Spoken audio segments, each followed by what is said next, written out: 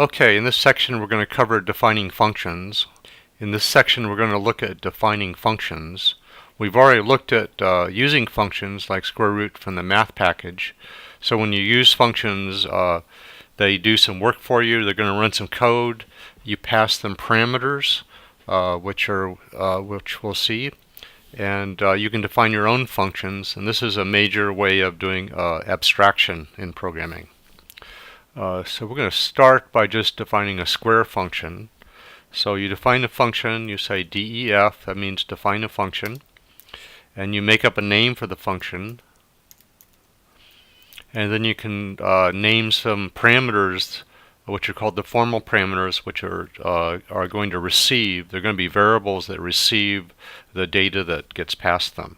So we'll pass this x, and inside the function you can write any amount of code, and it can do whatever you want.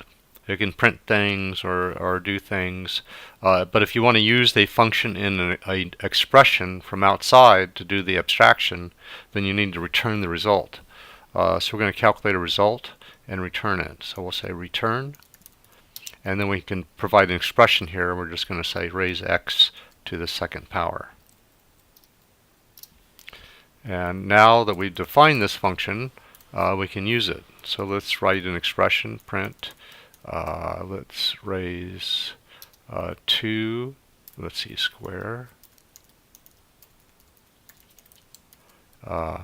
square of 2 plus, and the square of 4. And so we'll go ahead and run that.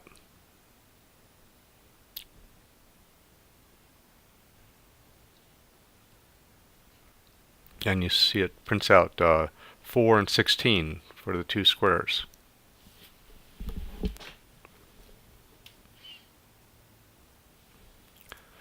Now we can write functions that have more than one parameter. So formally, when you define a function, you give it a name. You have a list of parameters here, and there's some extra options for that we'll cover later in the book and the videos. So let's define another function called sum, and we'll pass it 3 parameters. So we make up names for the parameters, and we're going to create a total equals a plus b plus c, and then we can return that. So you don't have to have the whole expression here. Of course, it's easier if you have this. Instead of having a local variable to hold the sum, you could just return this expression here and place a total. But we can try this, print sum of 1, 2, and 10, and we run it, and it prints 13, which is correct. So that's basically a simple thing on functions. Now the book goes on and gives an example of a more complex function. This is square root. This is using a technique developed actually by the Babylonians. The book author refers to it as a Newton method, and it is derived from a general theory of Newton's methods for iteration. It looks like this. What you do is if you want to take the square root of n, you make an initial guess. You divide n by 2. Let me fix this here. So you divide n by 2 as an initial guess, call that a root, and then you repeat this over and over. So what you do is you calculate 1/2 of this guess plus n divided by the guess that you have, and you get a new guess, and you just keep repeating this over. The language in Python looks like this. So you set root to your initial guess. You repeat this over and over again as many times. Every time you repeat it, it gets closer to the actual square root.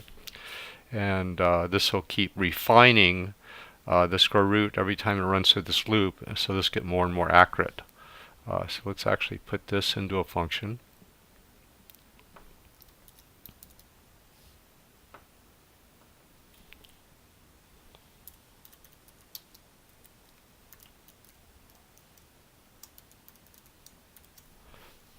Square root of x, well, let's say square root of n, and then we'll copy that code that we have, and let's call it, and let's print the square root of 2.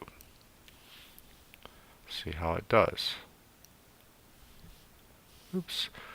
We didn't return the root. So this is a common error. If you do a calculation like this and you don't return anything, there's nothing to print. So a function that you don't do a return statement actually returns a special value called none, which is what it printed out. So at the end of the function, I need to return the root value that it finally calculated. And we'll run it again. And there you are. That's the square root of 2. And so that's basically what functions are all about. They are the primary way that you abstract things in any programming language are functions. Especially when you write a lot of code and you find yourself repeating the same sequences of code over and over, you might want to move that sequence that's repeated into a function.